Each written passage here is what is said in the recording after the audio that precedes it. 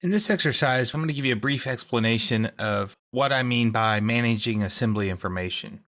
I've seen it called managing assemblies for drawings. I've seen it called representations. There's different things that we can call this, but what it boils down to is we're managing the appearances of what you can see and how much you can see in an assembly.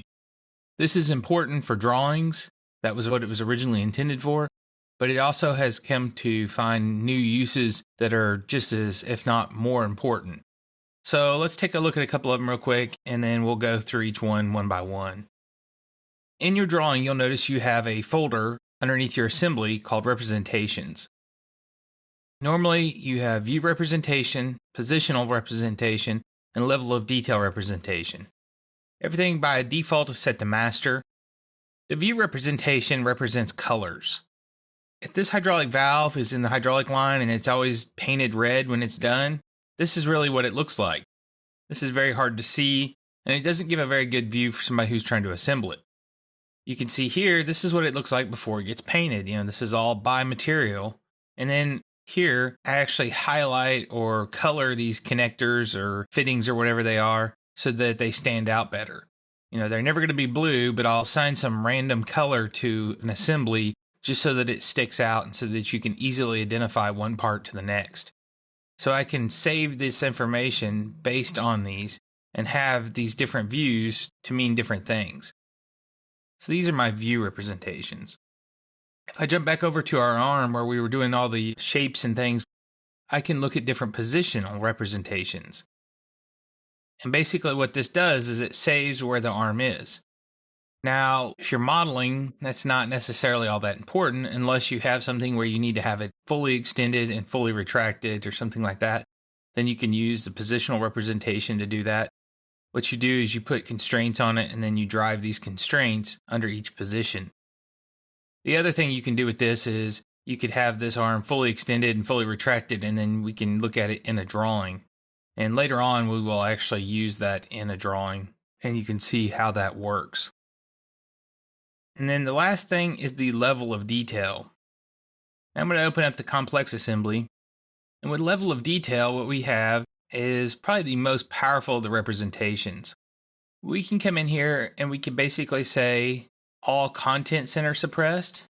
What that'll do for us is any nuts and bolts and things like that, it will suppress if they were created with the content center.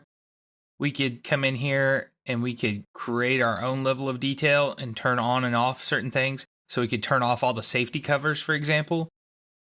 So I could say new level of detail. See, it's active. And I could turn off the visibility on this. Or I can suppress it. Hit save. So now I have this new level of detail where I have this cover turned off. Now, the difference between turning it off and suppressing it is how Inventor uses the information. If I just turn it off, it won't be there. I can see inside of it, but Inventor still calculates it. If I suppress it using the level of detail, it actually removes it from memory. So therefore, your computer can run much faster. So this is how you handle large assemblies. This is where if you have a 10,000 part assembly and you're working on a small part of it one at a time, you turn everything else off or you suppress everything else with the level of detail and you focus in on this one last area. And allows you to very easily manage very large assemblies by rolling through these various levels of detail. And then the last thing we have is the shrink wrap command. What the shrink wrap command does is it allows you to go through and turn on and off different areas and different parts based on either visibility, you can patch holes, things like that. So it makes a much smaller model. So if you have a bunch of bolt holes, for example, in 10,000 parts, that takes a lot of calculation. If I use the level of detail of shrink wrap, it will actually patch all of those holes, so Inventor's not taking the time to calculate bolt holes on a machine that's 200 feet long. Quarter-inch bolt hole, you're not even going to see. And then whenever you zoom in on it, you can turn it back on by using the level of detail, so then you can calculate much less. This is great for whenever you have super complex assemblies. You can simplify them down with the shrink wrap. And then this is also used for people, say, whoever sells this little motor and gearbox here. Me as a customer, I want to put this into my model, and I don't want to take time to model it. I want you to give me this 3D model. Well, you don't want to give your proprietary information out as a 3D model because then your competitors could possibly steal it.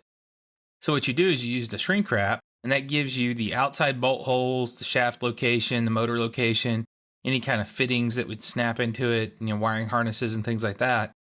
And then that's all I really need. All I care about is where it bolts in, where the shaft comes in, and wiring harnesses, and then basically the overall size of it so that I know whenever my things are spinning here that I'm not going to run into that motor casing. So I want to see exactly what size it is, but I don't really care about the motor inside of it. I don't care about the gear ratio or anything else that's actually on the inside of that model. So you can use shrink wrap and dumb it down, and so it's just a solid model at that point. And then that works very well to send out to other people. It protects proprietary information, makes the model much, much smaller, and it makes everybody happy. It's really a win-win type situation whenever you use the shrink wrap. So now I'm going to go through these one by one in individual exercises, and you can follow along. I just wanted to kind of give you a brief overview of what I meant by managing assembly information, and know information about the parts and the assembly and how you use them in drawings and how you use them to control things like visibility and memory even. Whenever Inventor substitutes something out with a shrink wrap, it will actually remove it from memory. Inventor was one of the very first programs that could actually go into the RAM and free it up. Prior to that, whenever a program got done with something in the RAM, it just said, okay, I'm done, and your computer didn't know it. Inventor actually will go in there and free up those sectors and tell your computer that you can reuse that information, and it's much faster. It's the reason you used to have to actually restart your computer to get the RAM to free up, and Inventor actually will release it so you don't even have to restart the program. You will see an increased performance whenever you take and suppress parts inside of Inventor.